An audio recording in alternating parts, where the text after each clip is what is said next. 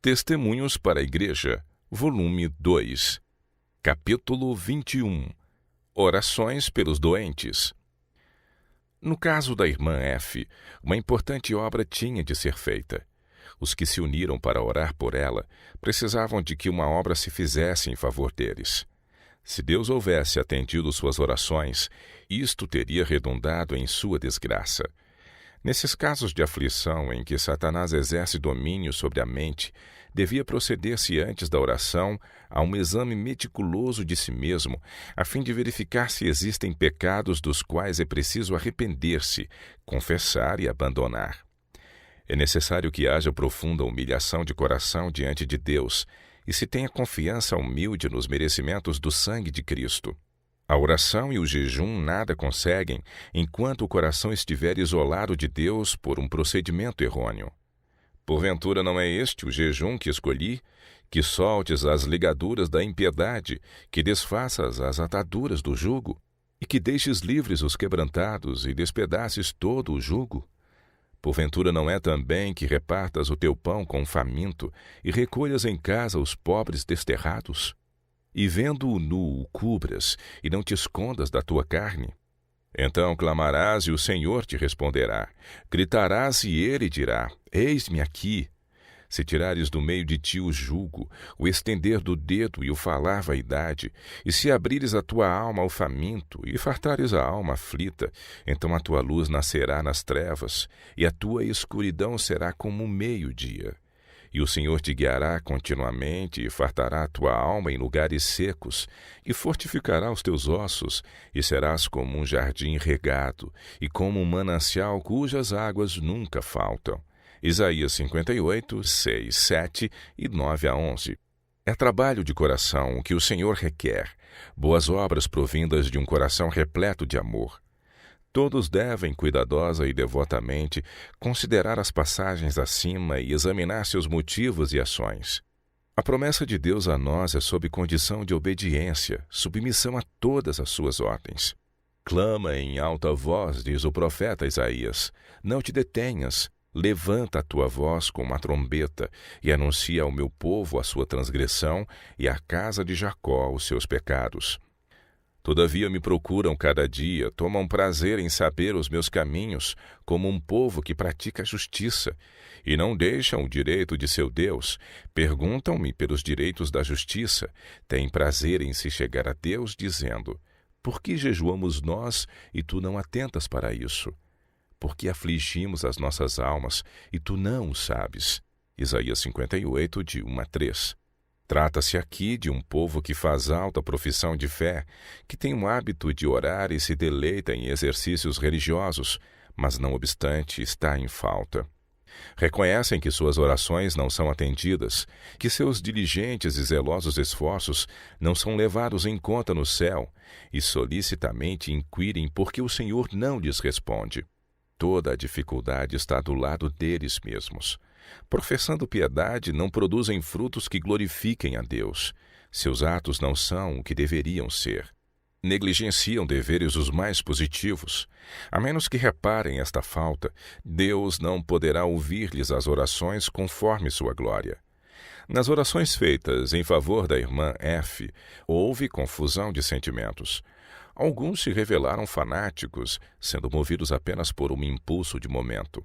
Tinham zelo, mas não com entendimento. Romanos 10, 2. Outros olhavam o grande resultado que ali deviam presenciar e como que triunfavam antes da vitória estar ganha. Havia ali muito desse espírito de Jeú. Vai comigo e verás o meu zelo para com o Senhor. 2 Reis 10, 16. Em vez dessa confiança própria, deviam manifestar espírito de humildade e desconfiança própria, chegando-se para Deus com o coração contrito e arrependido. Foi-me mostrado que em situações de enfermidade, em que não houver impedimento algum para que sejam feitas orações em favor do doente, o caso deve ser confiado ao Senhor com calma e fé e não com agitação. Só Ele é quem conhece a vida passada do indivíduo e sabe também o que será o seu futuro. Conhece o coração de todos os homens, Sabe se o doente, depois de restabelecido, glorificará seu nome ou se, pelo seu desvio e apostasia, virá a desonrar a Deus. Tudo o que nos compete fazer é pedir-lhe que restabeleça o doente de conformidade com sua vontade e crer que ele tomará em consideração as razões apresentadas e as orações que a favor do enfermo forem feitas. Se o Senhor vir que o restabelecimento do doente é para a sua glória, atenderá às nossas orações. Insistir, porém, na cura sem conformar-se com sua vontade é um erro. O que Deus prometeu a todo tempo é capaz de cumprir, e a obra que confiou a seu povo a pode perfeitamente realizar por seu intermédio. Se este estiver disposto a andar em conformidade com toda a palavra que Deus falou, toda boa palavra e promessa serão cumpridas. Mas se faltar a perfeita obediência, as grandes e preciosas promessas não serão obtidas e não se cumprirão. Tudo o que podemos fazer ao orar por um doente é suplicar a Deus com insistência a favor dele e com confiança plena depositar seu caso em suas mãos. Se atentarmos para alguma iniquidade em nosso coração, Deus não nos ouvirá. Salmo 66, 18. Tem o direito de fazer o que lhe apraz com o que lhe pertence. Glorificará seu nome atuando nos que o seguem de coração e por meio deles de maneira a ficar patente que é o Senhor que tudo neles opera e que suas obras se cumprem em Deus. Disse Cristo: se alguém me servir, meu Pai o honrará. João 12, 26. Quando, pois, nos chegamos a Deus, devemos orar para que nos seja dado compreender e realizar seu propósito e nossos desejos e interesses se identifiquem com os dele. Devemos manifestar-lhe nossa conformidade com sua vontade e não pedir que condescenda com a nossa. É bom para nós que o Senhor não defira sempre as nossas súplicas ao tempo e do modo que o desejamos. Assim procedendo, far-nos-á maior bem do que cumprindo nossa vontade, porque nossa sabedoria é loucura.